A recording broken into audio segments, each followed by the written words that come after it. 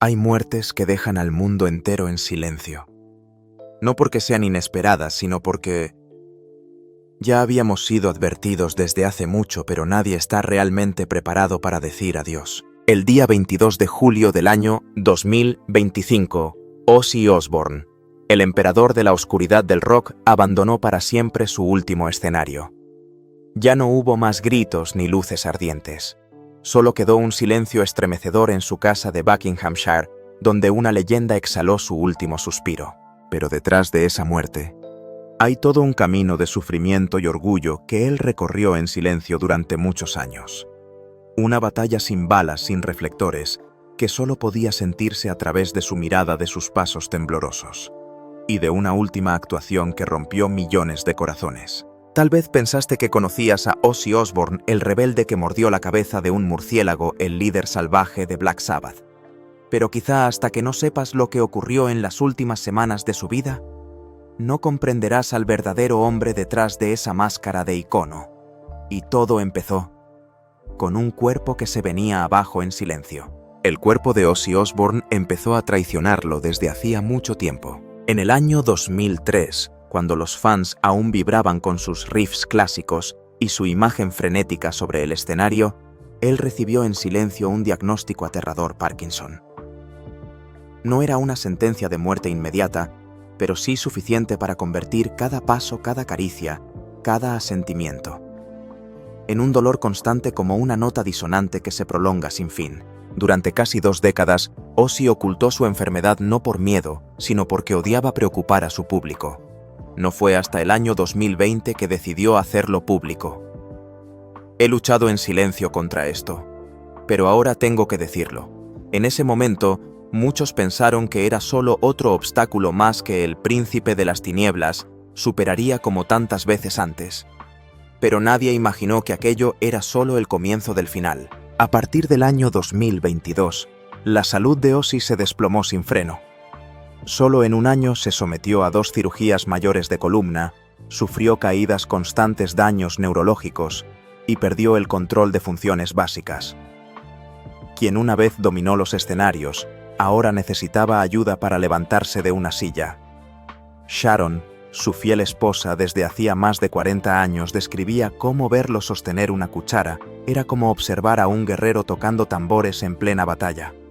Cada comida era una lucha entre el orgullo y la impotencia. Y lo más doloroso de todo era que su voz, su alma, también empezaba a apagarse. Una vez Ozzy rompió en llanto en televisión, no por el dolor físico, sino porque ya no se reconocía frente al espejo. Solía gritarle a toda una ciudad: ahora tengo que pedir que me repitan 3 veces lo que dicen. No solo era Parkinson, también sufría una cadena de complicaciones: degeneración cervical, neumonía crónica, insomnio, depresión y, lo más cruel, pérdida temporal de memoria, que a veces lo hacía olvidar dónde estaba, qué hacía e incluso quién era. Pero aunque su cuerpo se deterioraba, hubo algo que jamás lo abandonó: la fe de que moriría sobre el escenario. Sharon solía decir: él no quería morir en un hospital ni en la oscuridad. Quería morir después de cantar su última nota. Y por ese sueño toda la familia, médicos, enfermeros, incluso la banda, se unieron para organizarle lo que el mundo más tarde llamaría un funeral en vida. Nadie lo nombró como su último show. No hubo anuncio de gira de despedida, pero todos lo sabían. Incluso Ozzy, al tocar con sus manos temblorosas el micrófono esterilizado a diario por su sistema inmunológico debilitado, sabía que esta sería la última vez, y para lograrlo, atravesó una preparación más rigurosa que cualquier gira en sus años de gloria. Cada día debía medirse el ritmo cardíaco 5 veces, ejercitar la voz en una cámara hiperbárica, practicar respiración profunda para conservar el aire y aprender a cantar sentado, como si todavía estuviera entregando todo su cuerpo a miles de personas. Los médicos pidieron postergar, su familia suplicó, pero Ozzy lo rechazó todo. Si muero en el escenario, será la muerte más hermosa. Rechazó los sueros, rechazó la silla de ruedas, eligió su trono de presentación, una silla diseñada especialmente, tapizada en terciopelo negro con respaldo en forma de alas de murciélago. Ya no podía levantarse, pero seguía siendo Ozzy, solo que esta vez estaba sentado para demostrar que aún era el rey.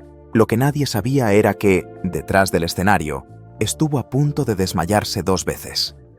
Solo Sharon y su hijo vieron cómo le suministraban oxígeno en secreto tras bambalinas antes de que se secara las lágrimas, se acomodara la capa y gritara «I am Iron Man». El mundo estalló en emoción, pero él ya comenzaba a cruzar en silencio al otro lado del telón. Después de ese show definitivo no hubo más escenarios. Solo quedaron 2 semanas finales, donde todo sonido se apagó y apareció el Ozzy verdadero sin luces, solo con amor. El concierto Back to the Beginning terminó entre aplausos interminables. Pero cuando las luces se apagaron y el sonido cesó, Ozzy Osbourne casi desapareció del mundo. No hubo entrevistas. No hubo apariciones públicas. No hubo una sola palabra en redes sociales.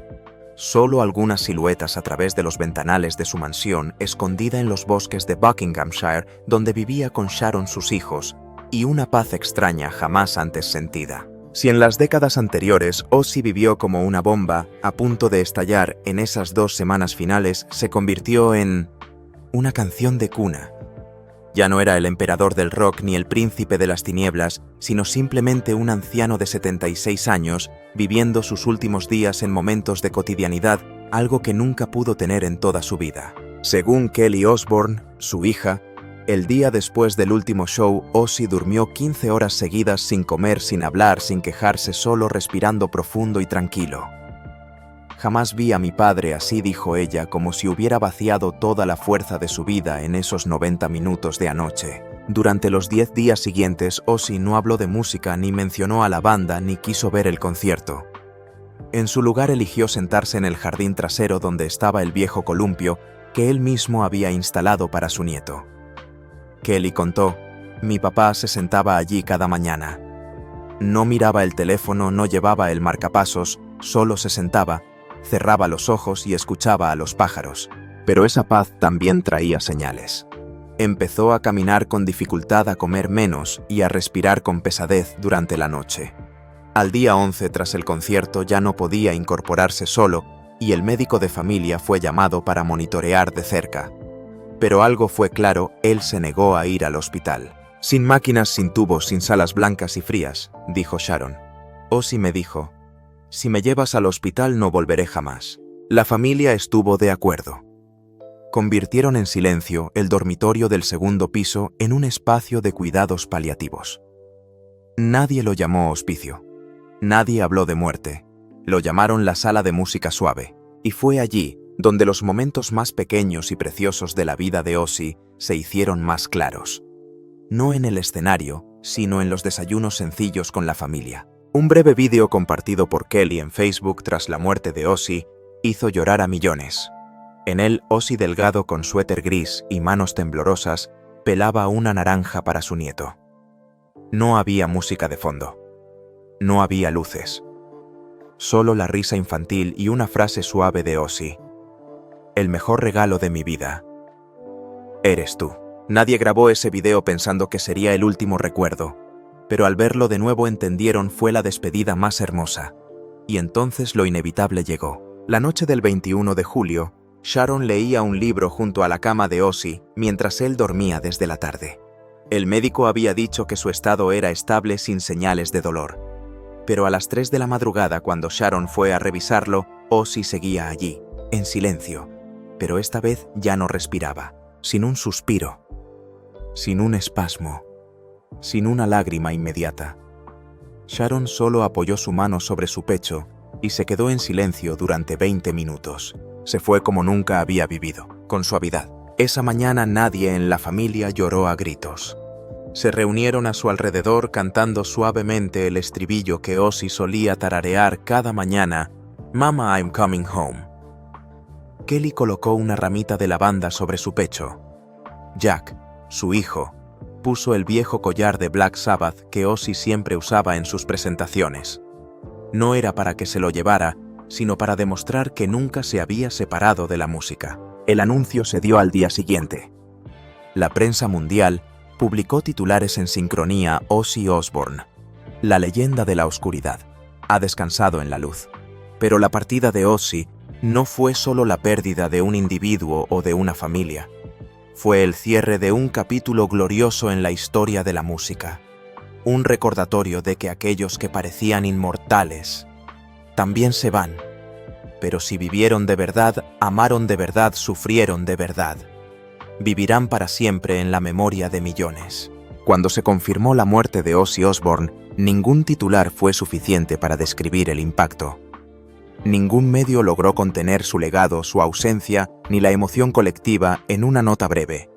Y ningún corazón, que alguna vez vibró con su música, pudo contener la ruptura.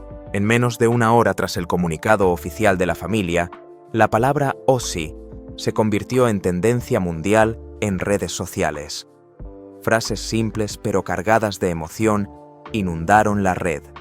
El rey se ha ido. Gracias por la locura, Ozzy. Iron Man nunca morirá. El mundo pareció detenerse unos latidos para honrar a un hombre que alguna vez fue llamado monstruo, pero vivió como un símbolo humano, imperfecto, desordenado, pero profundamente auténtico. Geezer Butler, compañero de Ozzy desde los inicios de Black Sabbath, fue el primero en publicar el homenaje más extenso. En él no lo llamó cantante principal, sino mi amigo de 57 años. La noche de despedida en Birmingham supe que no volvería, pero no imaginé que la pérdida dolería tanto. Tony Iommi, el genio de la guitarra de Sabbath, escribió con brevedad: hoy la música perdió su luz. Ozzy era una lámpara loca, pero siempre nos mostraba el camino. Elton John, su amigo cercano, escribió: lo llamaron el príncipe de las tinieblas, pero para mí siempre fue el hombre más tierno que he conocido. Rod Stewart, Paul McCartney, Dave Grohl, Bruce Dickinson, grandes nombres del rock, todos dejaron mensajes de despedida no como colegas, sino como niños que alguna vez lo idolatraron en su adolescencia. Incluso personas ajenas al mundo musical, Johnny Depp, Robert Downey Jr., Jason Momoa, se sumaron al homenaje global. Depp, quien alguna vez lo llamó el tipo amable disfrazado de demonio, voló a Birmingham solo para dejar un ramo frente a su mansión. En Villa Park, el lugar donde Ozzy dio su última presentación, miles de fanáticos encendieron velas, llevaron pósters, camisetas, discos y garabatearon mensajes como si escribieran a un ser querido. Una fan de 62 años llamada Margaret escribió: él me salvó de la depresión cuando tenía 17. Hoy solo quiero decir gracias y perdón por no haberme despedido. En el Paseo de la Fama de Hollywood, la estrella con el nombre de Ozzy fue cubierta con velas y cintas negras. En Tokio, cientos de fans disfrazados del Madman permanecieron en silencio durante horas bajo la lluvia. En Sao Paulo, una banda callejera tocó Crazy Train toda la noche durante 3 días seguidos. Solo en 24 horas después de su muerte, plataformas como Spotify y Apple Music registraron un aumento de más del 700% en las reproducciones de sus canciones. Álbumes como Blizzard of Oz, No More Tears, Patient No. 9 regresaron al tope del Billboard, aunque habían salido hace décadas. Lo curioso es que ya nadie escuchaba su música por entretenimiento. La escuchaban para recordarlo, para llorar, para reencontrarse con una parte de su juventud, de su rebeldía y de la autenticidad que alguna vez sintieron al oír por primera vez el grito en War Pigs. Y en ese silencio final se forjó una conexión eterna. Sharon Osbourne, la mujer que siempre caminó a su lado, no escribió un texto largo. Solo dejó una línea en Instagram: les contaré a nuestros nietos sobre él, cada noche hasta que ya no pueda más. Kelly escribió: papá se fue, pero cada vena en mi cuerpo aún canta Don't you know I'm still standing better than I ever did. Y tal vez eso era lo que Ozzy más deseaba. No que lo llamen leyenda, no que le levanten una estatua, sino que lo recordaran como parte de la vida de millones. Antes de que el mundo conociera al príncipe de las tinieblas, antes de la locura de las giras sangrientas y de los gritos que rompieron los límites de la música, existía un niño llamado John Michael Osbourne, nacido el 3 de diciembre de 1948 en Aston, un barrio obrero gris de Birmingham, Inglaterra. La familia de Ozzy era tan pobre que no podían comprar camas para sus 6 hijos. Su padre era obrero metalúrgico, su madre trabajaba en una fábrica. La pequeña casa siempre olía a metal humedad, y los golpes de las máquinas de la fábrica cercana marcaban un ritmo que nunca se detenía. En la escuela Ozzy fue acosado, tenía dislexia, y a menudo lo consideraban tonto por no poder escribir bien. Él contaba, no entendía por qué vivía. Quería desaparecer, no morir, solo desaparecer de todos. A los 15 años, Ozzy abandonó la escuela y trabajó en todo tipo de oficios: fontanero, carnicero, cargador. Pero ningún trabajo le duraba más de unas pocas semanas. Cuando fue arrestado por robar, pasó unas semanas en la cárcel porque su familia no tenía dinero para pagar la fianza. Y fue allí donde escuchó por primera vez el blues negro. Luego a The Beatles. Después a Eric Clapton. Y en la mente de aquel chico al que llamaban fracaso, surgió por primera vez una voz: si no pertenezco a este mundo, entonces crearé el mío propio. En 1969, Ozzy se reencontró con Tony Iommi, un viejo amigo, y junto con Geezer Butler y Bill Ward fundaron Black Sabbath. No pretendían tocar música satánica, solo querían contar lo que otros no se atrevían: guerras, crímenes, enfermedades, ansiedad y la destrucción interna. El primer álbum, Black Sabbath, 1970, fue calificado por los críticos como ruido, pero para los jóvenes fue como respirar por primera vez. El segundo álbum, Paranoid, se creó en una semana y trajo himnos eternos como Iron Man, War Pigs y, por supuesto, Paranoid. El mundo quedó atónito. Una banda salida de un barrio industrial sombrío había pintado la pesadilla que vivían y la convirtió en arte. Ozzy, con su melena larga, mirada salvaje y voz salida del más allá, se convirtió en un ícono. Pero detrás del resplandor había una oscuridad real. En 1979, después de giras interminables, adicciones, borracheras, peleas y descontrol, Ozzy fue expulsado de Black Sabbath por Tony Iommi. En plena depresión se encerró en un hotel durante 3 meses bebiendo, drogándose, creyendo que había tocado fondo. Pero el destino le presentó a una mujer, Sharon Arden, hija del manager de la banda, quien no solo lo rescató de las tinieblas, sino que vio lo que el mundo había olvidado. Tú no has terminado. Solo te han malinterpretado. Sharon se convirtió en su esposa, su manager, su amiga, y el único punto de apoyo para que Ozzy regresara como una segunda tormenta. Con Blizzard of Ozz, 1980. Ozzy demostró que no necesitaba a Black Sabbath para hacer historia. La canción Crazy Train se volvió un emblema indiscutible del rock. Mr. Crowley escandalizó al mundo religioso por su letra sobre ocultismo. El álbum fue disco de platino. Ozzy se volvió fenómeno. Pero el destino le dio otro golpe brutal. Randy Rhoads, el prodigioso guitarrista, murió en un accidente aéreo en 1982. Ozzy sintió que moría con él.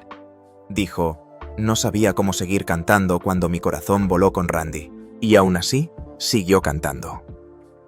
Siguió de gira. Siguió lanzando decenas de discos.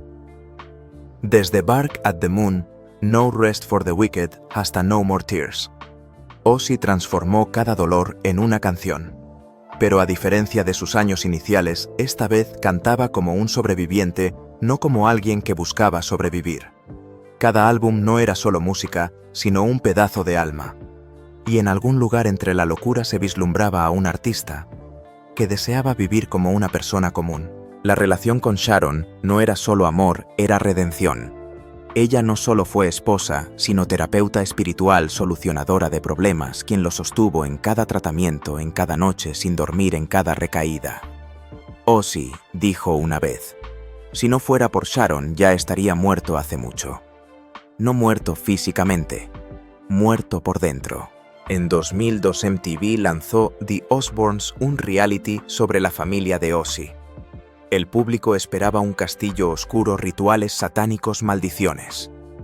¿Pero qué vieron? Un padre despistado que no recordaba el nombre de sus hijos. Una esposa mandona, pero llena de amor. Hijos rebeldes, pero sinceros. Una familia caótica, desordenada y absolutamente real. El programa ganó un Emmy, rompió récords de audiencia y convirtió a Ozzy the Monstruo en el hombre más querido del país. Por primera vez el mundo dejó de temerle. El mundo lo amó. Desde el año 2010, Ozzy entró en la vejez con una serie de problemas de salud: Parkinson, neumonía, deterioro de la columna vertebral. Pero seguía componiendo, seguía de gira, seguía subiendo al escenario, aunque tuviera que hacerlo sentado. El álbum Ordinary Man 2020 fue un susurro a contracorriente del tiempo.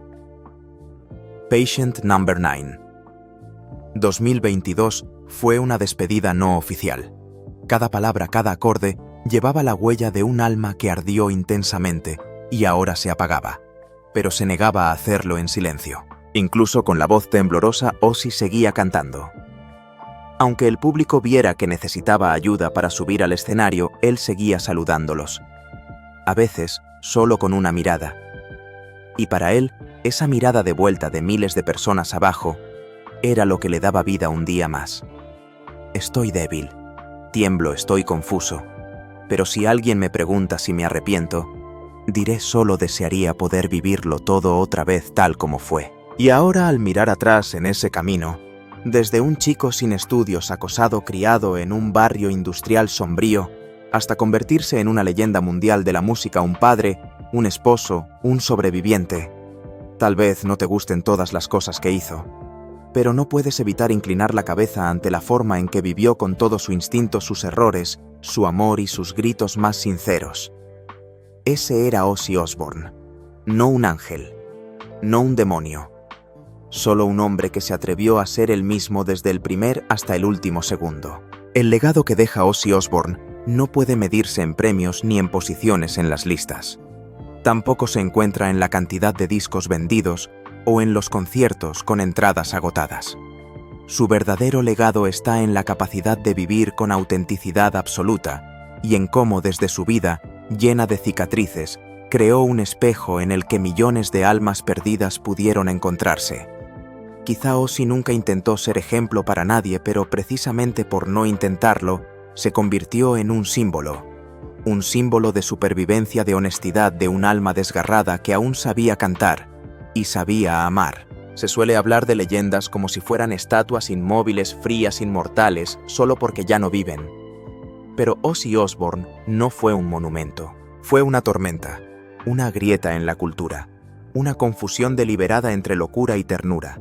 Y precisamente eso es lo que hace que su legado sea imposible de copiar. Desde los primeros días con Black Sabbath, la música de Ozzy fue a contracorriente. Cuando todos hablaban de amor, esperanza y sueños, Ozzy cantaba sobre guerras, enfermedades, miedos y oscuridad interna. No cantaba para que la gente olvidara la realidad. Cantaba para que supieran que si sufrían no estaban solos. Sus gritos desgarradores no eran un espectáculo, eran desesperación hecha voz. Los riffs pesados y el sonido sombrío que ayudó a crear eran el reflejo de un mundo roto y de un alma que jamás sanó del todo. Ozzy no inventó el heavy metal, pero le dio alma. Desde los riffs oscuros de Black Sabbath, el grito desgarrador en Paranoid, hasta canciones en solitario como No More Tears o Mama I'm Coming Home, convirtió el dolor en fuerza, el caos en arte. Y quizás lo más único fue esto: Ozzy nunca intentó ser bonito. Cantaba con verdaderas grietas, sin pulir, sin perfección, y por eso quien lo escuchaba se encontraba reflejado. Los deprimidos, los adictos, los chicos acosados, las almas perdidas.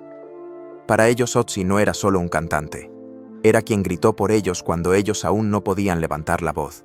Cuando el reality The Osbournes se emitió en 2002, el mundo descubrió a un segundo Ozzy. Ya no había sangre ni simbolismo satánico. Solo un padre que olvidaba el nombre de sus hijos, un esposo regañado todo el día, un hombre que intentaba sacar al perro y fracasaba. Mientras otros artistas fabricaban una imagen perfecta, Ozzy lo mostraba todo: su confusión, su caos, su debilidad y hasta una ternura inesperada.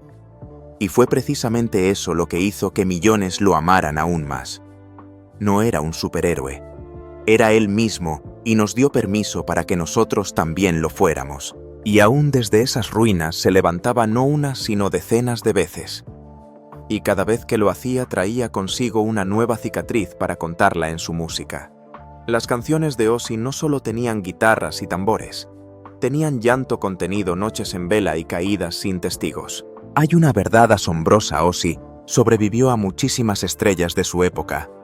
Pese a las drogas, el alcohol, diagnósticos médicos erróneos, fracturas de cuello, Parkinson, insomnio, depresión, pero jamás se rindió. Nunca evitó el dolor. No puso excusas. No fingió ser un héroe que venció al destino. Simplemente siguió viviendo, con todo lo que le quedaba. En una entrevista en 2022, cuando le preguntaron si temía a la muerte, Ozzy sonrió. Claro que sí.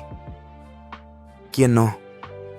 Pero lo que más miedo me da es vivir sin tener algo que cantar. Esa respuesta lo dice todo.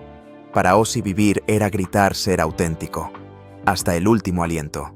Pocos artistas fueron tan malinterpretados como Ozzy Osbourne. Le llamaron pecador, demonio, mensajero del mal. Padres prohibieron su música. La iglesia lo condenó. Muchas ciudades negaron sus conciertos por incitar al suicidio. Pero el mundo poco a poco entendió. Detrás del maquillaje, detrás de los gritos, había un ser humano frágil y asombrosamente bondadoso. Ozzy salvó una vez a un fan del suicidio solo con una llamada inesperada. Donó en silencio a un hospital oncológico donde se trataba a uno de sus seguidores. Visitó a una niña paralítica solo porque ella dijo: «Mi sueño es conocerle». Y cuando le preguntaron por qué lo hacía, Ozzy simplemente se encogió de hombros: «Porque yo fui un niño en quien nadie confiaba. Y sé cómo se siente eso». Ozzy no solo inspiró a los músicos de rock que vinieron después. Creó una nueva emoción en la música, la emoción de alguien real. En una industria que siempre intenta fabricar imágenes donde los artistas están obligados a ser perfectos, Ozzy fue el primero y el único en mostrar al público incluso su peor parte. Se atrevió a admitir que era débil, que tenía miedo a morir, que había herido a quienes amaba. Y por eso la gente no solo lo idolatraba, le creía, porque él decía la verdad. La influencia cultural de Ozzy va mucho más allá de los límites de la música. No fue solo el príncipe de las tinieblas, sino alguien que cambió la forma en que el mundo veía a los marginados. De ser considerado un peligro, un monstruo, pasó a ser el padre más querido de Estados Unidos gracias a la televisión. Nadie habría imaginado que un día el personaje que millones de familias verían durante la cena sería el mismo que una vez mordió la cabeza de un murciélago en el escenario. Pero cuando vieron al Ozzy real, sin maquillaje, sin efectos, solo un marido torpe, un padre olvidadizo, un anciano intentando manejar el mando a distancia, comprendieron que detrás de toda esa locura había un corazón que sabía amar y sufrir como todos nosotros. Incluso cuando la enfermedad le impidió caminar, siguió intentando subir al escenario. No por dinero, ni por fama, sino porque no sabía cómo vivir si no podía cantar. Una vez dijo: «He perdido demasiado. La voz, la memoria, la capacidad de caminar. Pero si ustedes siguen ahí sentados mirándome, yo seguiré cantando hasta que mi corazón deje de latir». Y cumplió su palabra. El legado de Ozzy también es el valor de no pedir perdón por ser uno mismo. En un mundo que siempre nos obliga a corregirnos para encajar, Ozzy fue el recordatorio de que no necesitamos ser perfectos para ser amados. Solo necesitamos ser honestos. Él solía decir: «No soy una buena persona, pero nunca he fingido serlo». Esa frase, que parece tan simple, se convirtió en un manifiesto de vida para millones de personas. Aquellos que alguna vez sintieron que no eran lo suficientemente buenos, lo suficientemente guapos, lo suficientemente correctos. Y luego, cuando él se fue, nadie habló de logros. Nadie recitó listas de discos o premios Grammy. La gente contó cómo él les hizo sentir vivos, cómo sonrió a un fan en silla de ruedas, cómo estrechó con manos temblorosas la de una niña con cáncer, cómo envió dinero a un hospital sin dejar su nombre, cómo miró por última vez a Sharon, sin decir nada, solo con la mirada, como si supiera ella estuvo a su lado incluso cuando él ya no era él mismo. A diferencia de tantos artistas que terminan su vida en soledad, en accidentes o en el olvido, Ozzy eligió irse rodeado de quienes le amaban y siendo amado. Si el legado es lo que sigue vivo después de nuestra muerte, entonces Ozzy Osbourne vivirá para siempre en cada luz de escenario que aún resuena con una guitarra en cada oído que una vez vibró con sonidos extraños pero familiares en cada corazón que alguna vez sintió que el mundo le daba la espalda, hasta que puso una de sus canciones y supo no estaba solo. Ozzy no es inmortal porque nunca muriera. Es inmortal porque partes de él viven en millones de personas. Personas que nunca lo conocieron pero que le deben una razón para seguir adelante. Cuando un hombre se atreve a vivir con plenitud hasta el último instante, la muerte no puede borrar su nombre. Solo cierra un capítulo para abrir miles de historias más que el mundo seguirá contando.